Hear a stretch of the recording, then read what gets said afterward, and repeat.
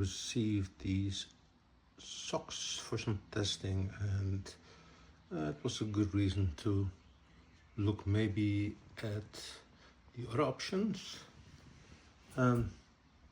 This one here is no-go. It's probably for very small feet, and the plastic is quite hard. So pay attention if you get any of these that they are silicone.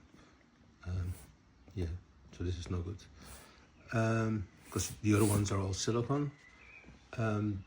These are the more regular ones. The blue ones are slightly wider than the black ones.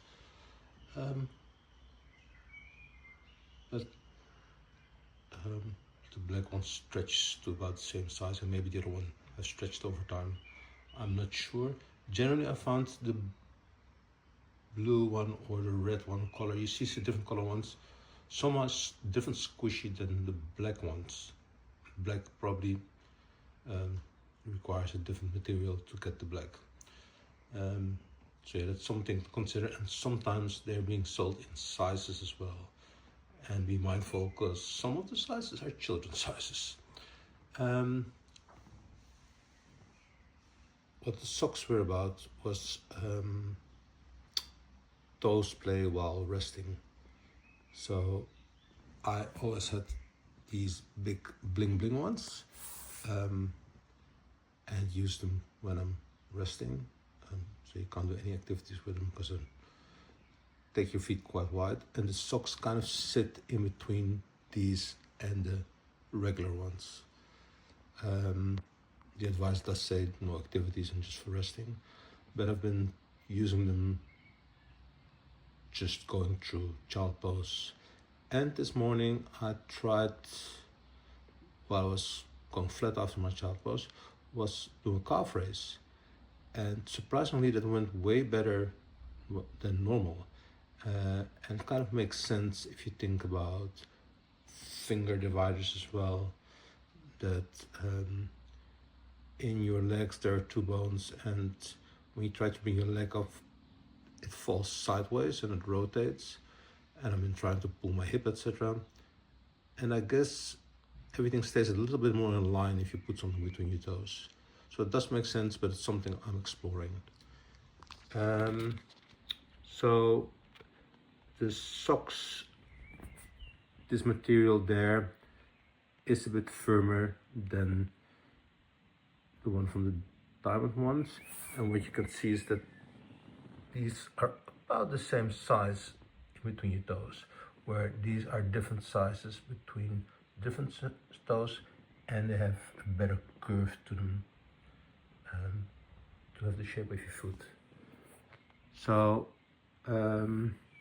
yeah, it's the socks are easy if you move around.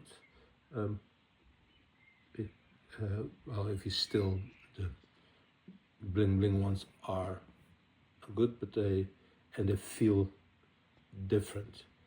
The sock, the material they use in the socks between your toes is less squishy than the silicone. The regular silicone ones I usually put up in the morning to walk around the house, and put some socks over them just to get the stretch display going into my foot in the morning, you know, because overnight it's kind of all gets closed. So first thing to do is put your fingers in between your toes and use the human toe divider just by wiggling your fingers in between. And other option, normally if I take those off, I'll replace them with toe socks and put the single ones between my big toe.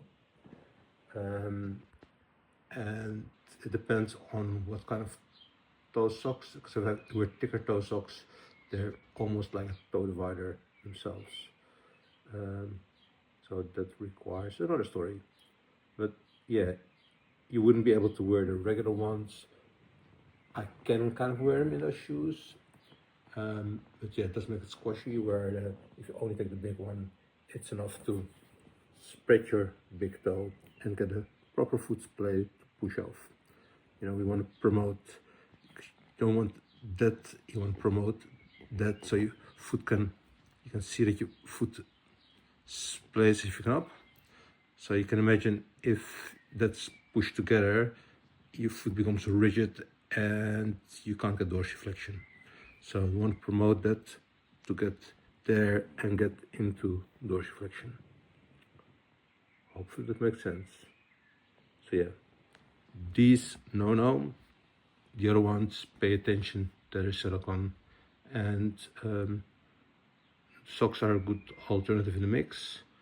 So yeah, that's the little tool set for this moment.